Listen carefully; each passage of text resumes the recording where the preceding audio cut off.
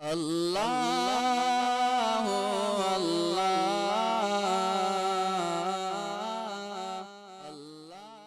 الحمد للہ رب العالمین والصلاة والسلام علی سید الانبیاء والمرسلین اما بعد فاعوذ باللہ من الشیطان الرجیم بسم اللہ الرحمن الرحیم ان عدت الشہور عند اللہ 12 شہرا فی کتاب اللہ یوم خلق السماوات والارض منها 4 حرم ذالک الدین القیم صدق اللہ العظیم۔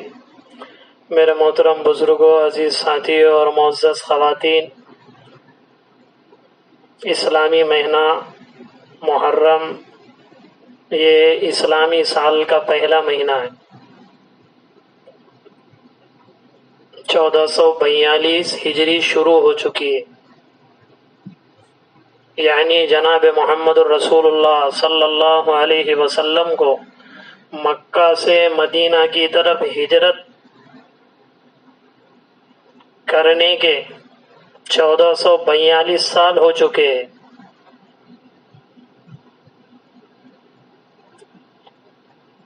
چونکہ اسلامی تاریخ اس واقعے ہجرت سے شروع ہوتی ہے، اور یہ بھی اسلام کا امتیاز ہے کہ یہ اس مہینے کا انتخاب اس لیے کیا گیا کہ جناب محمد الرسول اللہ صلی اللہ علیہ وسلم نے مکہ سے مدینہ کی طرف ہجرت کا ارادہ محرم کے مہینے میں کر دیا تھا، اور اللہ کے نبی کے زمانے میں یہ ہجری تاریخ نہیں بنی۔ جس طرح صحابہ کرام کے اور خصوصاً حضرت عمر بن الخطاب رضی اللہ تعالیٰ عنہ کے بڑے بڑے کارنامے ہیں، ان بڑے بڑے کارناموں میں ایک کارنامہ یہ بھی ہے کہ انہوں نے اسلامی سال کی تاریخوں کو طے کیا، مہینے کو طے کیا۔ حضرت ابو موسیٰ اشعری رضی اللہ تعالیٰ عنہ نے انہیں رائے دی کہ امیر المومنین، آپ کی طرف سے جو خط آتا، آپ کی طرف سے جو کتابت آتی اور جو فرمان جاری ہوتے، اس پہ تاریخ لکھی ہوئی نہیں رہتی۔ حضرت عمر رضی اللہ عنہ نے مشورہ کیا تاریخ کیسے شروع کی جائے۔ کسی نے کہا اللہ کے نبی کی پیدائش سے، کسی نے کہا ہاتھی والے کے واقعے سے، کسی نے کہا اللہ کے نبی کی وفات سے۔ حضرت علی رضی اللہ عنہ کی رائے تھی کہ جس وقت اللہ کے نبی نے مکہ سے مدینہ کی طرف ہجرت کی، چونکہ یہ واقعہ عظیم الشان تھا، ہر سال تاکہ محرم آنے پر اس واقعے کی یاد تازہ ہو جائے کہ اس دین کے لیے اپنی جان کی، مال کی، وقت کی قربانی دینا ہمارے لیے آسان ہو۔ صحابہ کرام نے جو ہجرت کی کوئی ہنسی اور مذاق نہیں تھا۔ 400 کلومیٹر دور تک جانا، گھر بسایا ہوا چھوڑ دینا اللہ کی نسبت پہ۔ اب تو دعوت کے کام کرنے والے یا پھر یہ جو اللہ کے راستے بھی نکلتے صرف اتنا ہی کہتے کہ چلے کے لیے چلو، 4 مہینے کے لیے چلو، 5 ماہ کے لیے، 1 سال کے، چونکہ واپس آنا ہے۔ لیکن صحابہ کرام کی ہجرت واپس آنے کے ارادے سے نہیں تھی، گھر چھوڑ دیا۔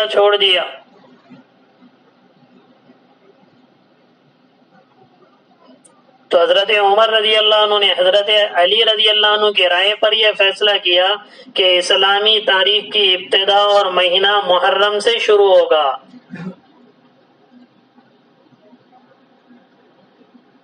جو ابتدا ہو چکی ہے جس کی،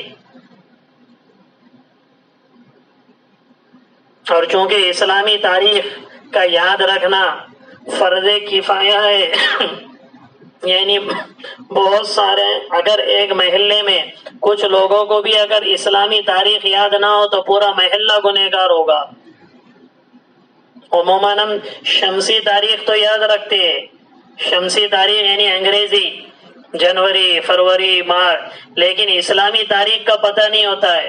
صرف رمضان کے مہینے کی تاریخ یاد رہتی، پہلا روزہ، چوتھا روزہ، 10واں روزہ، لیکن عموماً تاریخ یاد نہیں رہتی۔ ہم گھر میں اس کا اہتمام کریں جس طرح شمسی تاریخیں دیکھتے قمری تاریخ کا بھی اہتمام کرے. اور اس کی وجہ یہ ہے کہ اسلام کے سارے اعمال عبادات قمری مہینے پر ہے. حج ذی الحجہ میں ہوتا، رمضان ہے، اور بھی جو قمری میں بہت ساری عبادات تو اسی پہ ڈیپینڈ ہے. اس لیے فرض کفایہ ہے تاریخ کو یاد رکھنا. اور چونکہ اسی مہینے میں بہت سارے اعمال کرنے کے ہوتے، ان اعمال میں ایک بڑا عمل روزہ ہے. 10ویں محرم کا روزہ، جب اللہ کے نبی ہجرت کر کے مدینہ منورہ تشریف لائے تو اللہ کے نبی نے دیکھا کہ یہودی روزہ رکھ رہے. پہلے 10ویں محرم کا روزہ فرض تھا. ان سے پوچھا گیا کہ آپ کیوں روزہ رکھ رہے؟ تو یہودیوں نے کہا کہ 10ویں محرم کو حضرت موسیٰ علیہ السلام کو فرعون سے اللہ نے نجات دی تھی. فرعون ڈوب گیا تھا، موسیٰ علیہ السلام پار ہو گئے تھے. 10ویں محرم کو اس کے شکرانے میں یہودی روزہ رکھتے. اللہ کے نبی نے فرمایا نحن احق بموسیٰ منکو، ارے موسیٰ علیہ السلام تو موسیٰ تو میرا بھائی ہے، تم سے زیادہ میرا اس سے تعلق ہے، اس لیے ہم تو بدرجہ اولا رکھیں گے. لیکن صحابہ سے اللہ کے نبی نے فرمایا خالف الیہود، یہود کی مخالفت کرو، وہ 10ویں محرم کا روزہ رکھتے ہیں. ہم یا تو ایک دن پہلے کا بھی ساتھ رکھو یا ایک دن بعد کا بھی ملا لو، یعنی 9 محرم 10 محرم یا 10 محرم اور 11 محرم. یہ اس سال 1442 میں یا تو سنیچر اتوار یا پیر، کل سنیچر اور پرسو، یا پھر پرسو اور پیر کے دن جناب محمد رسول اللہ صلی اللہ علیہ وسلم سے پوچھا گیا یا رسول اللہ اس روزے کی کیا فضیلت ہے؟ اللہ کے نبی نے فرمایا یکفر السنۃ الماضیہ، کہ پچھلے سال کے بھی گناہ معاف کر دیتا ہے، اور اللہ رب العزت اس کی برکت سے گناہ تو معاف کر ہی دیتا ہے، درجات بھی بلند کرتا ہے. اس لیے صغائر اللہ معاف کر دیتے، لیکن روزہ رکھ کے اگر ہم نے توبہ کی ہے تو ہمارے بڑے بڑے گناہ بھی اللہ معاف کر دیتے. اللہ تو بیٹھے ہی ہیں معافی کے لیے، توبہ قبول کرنے کے لیے. اس لیے ایک بڑا اہم عمل روزہ ہے. 2 روزے رکھنے، یا تو 9 10 کو رکھنا ہے یا 10 اور 11 کو. یہ بڑے اعمال میں سے ایک عمل ہے. اسی طریقے سے بعض ضعیف روایتوں میں یہ آتا کہ 10ویں محرم کو اپنے گھر والوں پر خرچ میں وسعت کرو. اب یہ حدیث کے 2 مطلب ہیں. ایک مطلب تو یہ ہے کہ 10ویں محرم کو جو روزہ نہیں رکھے تو ان کو دسترخوان ان کے سامنے وسیع کریں، یا پھر جب روزہ افطاری کے لیے ہم 10ویں محرم کو بیٹھے تو روزانہ کے اعتبار سے ہم کھانے میں تھوڑی سی وسعت دیں. ایک کے بجائے 2 نمونے کا پکا لے. 2 پڑوسیوں کو کھانا بھیجتے تھے، 4 پڑوسیوں کو بھیجے، لیکن اس کے لیے قرضے نہیں لینا ہے. اگر جتنا ہے اتنی ہی چادر پھیلانی ہے. اسی طریقے سے اس کا ایک مطلب یہ بھی بیان کیا گیا کہ اگر میں اپنی بیوی کو، اپنے بچوں کو، اپنے ماں باپ کو، اپنے بھائی کو اگر میں ہمیشہ 100 روپے دیتا تو اس دن خرچ میں وسعت کرے، 100 کے بجائے 200 روپے بڑھ کر دے. اس کو کہتے خرچ میں وسعت، جس کی وجہ سے اللہ آئندہ سالوں میں اور برکتیں دیتا ہے. اور بہت سارے لوگ اس مہینے میں اس کو ماتم کا مہینہ بتاتے، اور ہے ایسا نہیں ہے کہ نہیں ہے. حضرت حسین رضی اللہ عنہ جو جناب محمد رسول اللہ صلی اللہ علیہ وسلم کے نواسے، جن کے بارے میں اللہ کے نبی نے فرمایا تھا کہ یہ جنت کے نوجوانوں کے سردار ہے، جو نوجوانی کی عمر میں دنیا سے رخصت ہوتا ہے اور وہ جنتی ہوتا، تو جنت میں ان کے سردار، ان کے ذمہ دار حضرت حسین رضی اللہ عنہ رہے گے، حضرت حسن رضی اللہ عنہ رہیں گے. وہ 10ویں محرم کو شہید ہوئے. ان کے خاندان کے 17 افراد کو شہید کیا گیا، چھوٹے چھوٹے معصوم بچوں کو بھی جو 1.5 سال کے تھے ان کو بھی شہید کیا گیا. اس کے باوجود بھی اس میدان جنگ میں انہوں نے نماز نہیں چھوڑی. شہادت ہو رہی ہے اور نماز پڑھ رہے. اور اللہ کے نبی کے خاندان کے 17 افراد شہید ہوئے. اللہ کے نبی نے اطلاع دے دی تھی.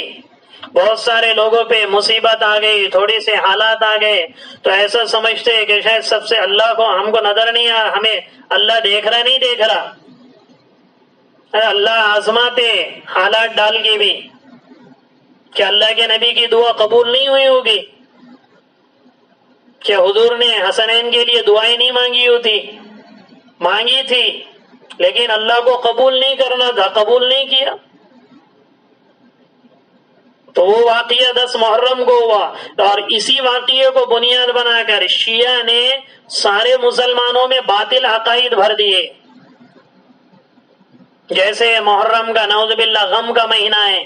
اگر غم کا ہی مہینہ ہوتا تو حضرت عمر رضی اللہ عنہ بھی محرم میں شہید ہوئے، حضرت عثمان غنی رضی اللہ عنہ بھی محرم میں شہید ہوئے. تو شیعہ نے آل رسول کی محبت میں غلو کیا. حضرت علی رضی اللہ عنہ، حضرت حسین کا مقام انہوں نے نعوذ باللہ اللہ کے برابر کر دیا. اور کہنے لگے غم کا مہینہ، اس میں شادی بیاہ نہ کیے جائے، اس میں خوشی کے کام نہ کیے جائے، اور پھر سبیل لگائی جائے. یہ ساری بے وقوف باطل عقائد ہے. جتنا کریں گے، بولیں گے، کہیں گے، ان ساری چیزوں کو تو گناہ ہیں. اس مہینے میں صحابہ کے نکاح ہوئے بہت سارے. اب یہ عقائد ختم ہو رہے ہیں، ورنہ پہلے یہ سب تھا، سبیلیں لگائی جاتی، پھر شادی بیاہ نہیں کیے جاتے. حالانکہ اس کی کوئی اصل نہیں ہے. شادی بیاہ بھی کر سکتے. بڑے بڑے صحابہ کے نکاح محرم میں ہوئے. حضور کا ایک نکاح محرم میں ہوا. کوئی دن منحوس نہیں ہے شریعت میں، اور پورے سال میں منحوس دن وہ ہے جس دن ہم گناہ کرتے ہیں، وہ ہمارے لیے منحوس ہے، ورنہ خیر کے لیے ہر دن ہے. اس لیے یہ باطل عقائد سے اپنے آپ کو بچائے جتنا اپنے سے ہو سکے، اور توبہ استغفار کرے. کیونکہ میری زندگی کا 1 سال اور چلا گیا، اب میں اور قبر کے قریب آ گیا، میں اور قبر کے قریب آ گیا، میری زندگی کا 1 سال اور چلا گیا. اس لیے دین کی محنتوں میں ہم اپنے آپ کو خوب لگائے. جتنا بھی ہم سے یہ پیغام محرم کا مہینہ یہ پیغام ہی یہ دیتا کہ اللہ کے نام پہ اپنی جان، اپنا مال، اپنا وقت سب کچھ کھپانا ہے. کریں گے اس کے بغیر انشاءاللہ. اللہ عمل کی توفیق عطا فرمائے. روزے کے اہتمام کے ساتھ گزشتہ زندگی کے لیے بھی دعا کریں کہ جتنے گناہ وغیرہ ہوئے صلاۃ التوبہ پڑھے، اور صلاۃ الحاجت 2 رکعت نماز پڑھ کے دعا مانگے، اللہ آئندہ یہ سال میرے لیے ہر اعتبار سے میری کمائی میں برکت کا، حلال کمائی کا، بیماری سیماریوں سے حفاظت کا، آسمانی سلطانی بلاؤں سے حفاظت کا، اور میرے جتنی بھی خیر کے پہلو اللہ اس سال مجھے سارے خیر کے پہلو عطا فرما. برائی سے میرے خاندان والوں کی اور پوری امت کی حفاظت فرما. یہ اس طرح سال کی ابتدا ہوتی. وما توفیقی الا باللہ.